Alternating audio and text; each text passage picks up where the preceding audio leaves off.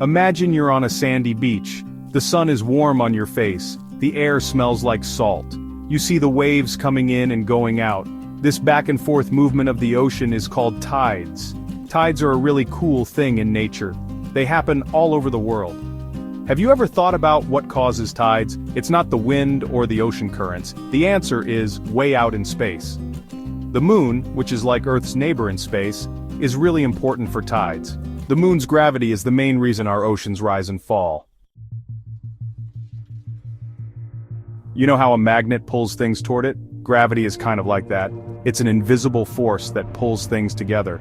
The moon has gravity, and it pulls on the Earth.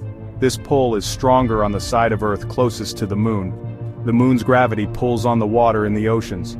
This pull makes the water bulge out on the side of the Earth facing the moon. Another bulge happens on the opposite side of the Earth too. That's a little weird, and we'll talk about why later. These bulges are what we call high tides. As the Earth spins, different parts of the planet move through these bulges of water. These bulges are created by the gravitational pull of the moon and the sun. The moon, being closer to the Earth, has a stronger effect, pulling the water towards it, and creating a bulge on the side of the Earth facing the moon. On the opposite side, another bulge forms due to the inertia of the water. This is why we experience tides. When a place on the coast moves into one of these bulges, the water level goes up. That's high tide. High tides are fascinating to observe, as they can significantly change the landscape of a coastal area.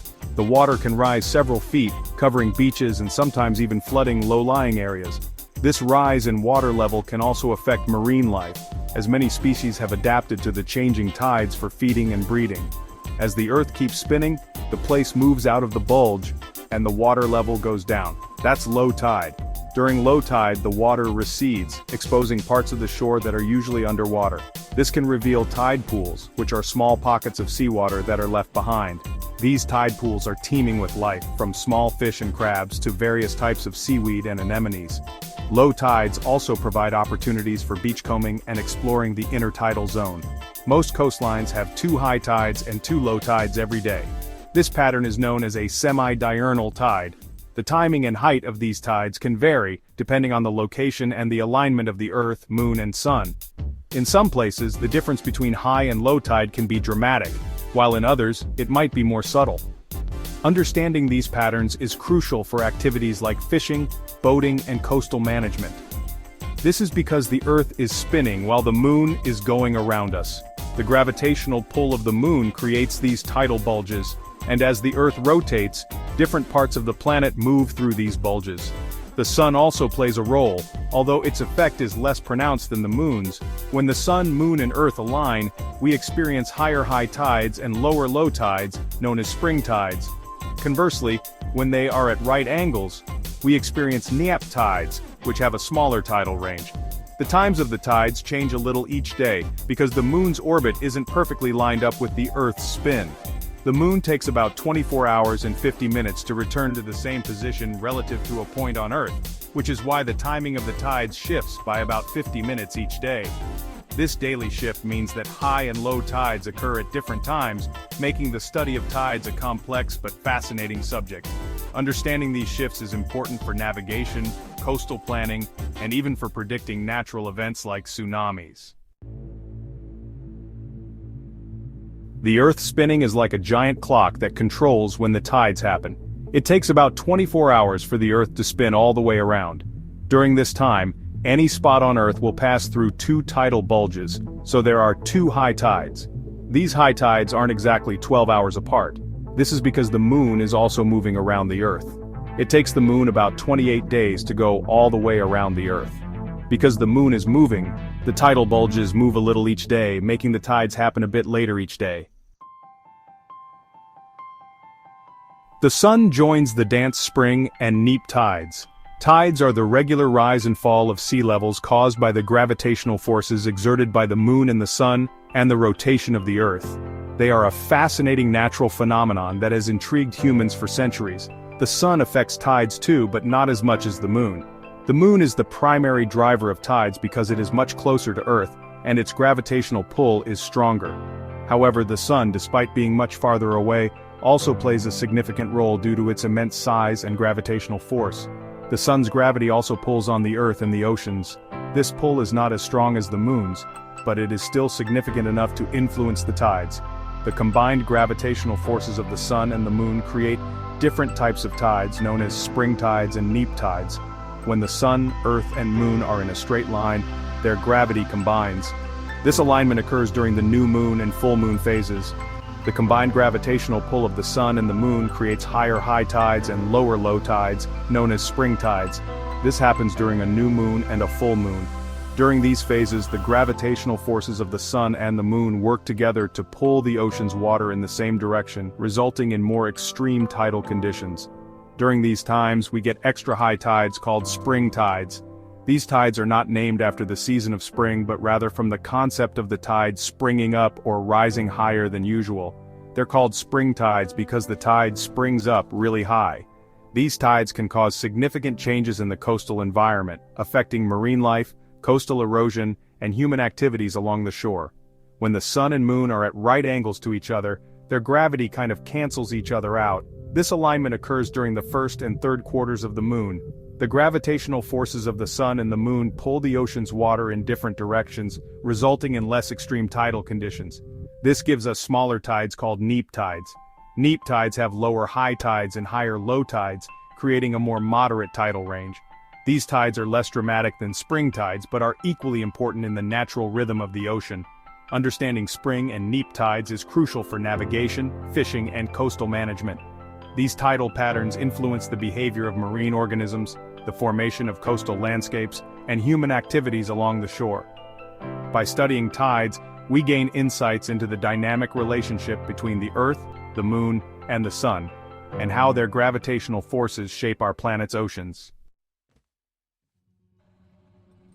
Tidal bulges. The moon's pull on water. Remember that bulge on the opposite side of the Earth from the moon? It's not because the moon is pulling water away from Earth, it's because of something called inertia. Inertia is when an object doesn't want to change how it's moving. The moon's gravity pulls the Earth towards it.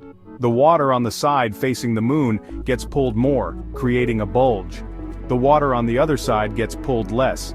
Because of inertia, it lags behind, making another bulge. Shaping the tides. The influence of coastlines. The shape of the coast can affect how high the tides get. In some places, the coastline squeezes the water into a small area. This can make the tides much higher than normal. In other places, wide-open coastlines might have smaller tides. Things like how deep the water is and the shape of the ocean floor can also affect tide patterns. For example, in a bay or estuary where the water is shallower and more closed in, tides are usually bigger than in the open ocean. The Bay of Fundy, a tidal marvel. One of the most amazing examples of how geography can affect tides is the Bay of Fundy in Canada. The Bay of Fundy has the highest tides in the world. The special funnel shape of the bay makes the tides much bigger. At high tide, the water can get as high as a 4-story building. This makes the Bay of Fundy a place that tourists love to visit. It also makes a special ecosystem because the animals and plants there have to live with these huge changes in water level. Understanding tides, a key to our planet. Tides are one of the most fascinating and essential natural phenomena on Earth. They are the rhythmic rise and fall of sea levels caused by the gravitational forces exerted by the moon and the sun, and the rotation of the Earth. This constant movement of water is not just a simple back-and-forth motion, it is a complex dance that has profound effects on our planet. Tides are a really important force that shapes our planet. They sculpt our coastlines, creating unique landscapes and habitats. The ebb and flow of tides carve out cliffs, form beaches, and create tide pools that are teeming with life. These tidal movements are crucial for the health of our oceans and the creatures that inhabit them. They are super important for ocean life, affecting where animals and plants live and what they do. Many marine species have adapted to the changing tides, timing their feeding, breeding, and migration patterns to the rhythm of the tides. For example, certain fish and crustaceans rely on high tides to access food-rich areas, while others use low tides to find shelter and avoid predators. Tides are also important for things people do, like boating, fishing, and building things on the coast. Coastal communities have long depended on tides for their livelihoods.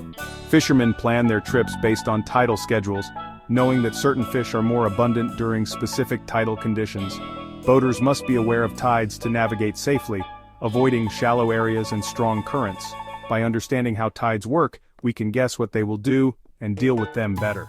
Scientists and researchers use tidal charts and sophisticated models to predict tidal patterns, helping to mitigate the risks associated with coastal flooding and erosion. This knowledge is vital for the development of coastal infrastructure and for the protection of vulnerable coastal ecosystems. This is important for keeping coastal towns safe, protecting ocean habitats, and using the power of tides for energy. Innovative technologies such as tidal energy turbines harness the power of tidal movements to generate renewable energy, providing a sustainable alternative to fossil fuels. Additionally, constructing tide barriers and other protective measures can safeguard coastal towns from the devastating impacts of storm surges and rising sea levels. As we keep learning about our planet and how it works, figuring out the secrets of tides is a really interesting and important thing to do.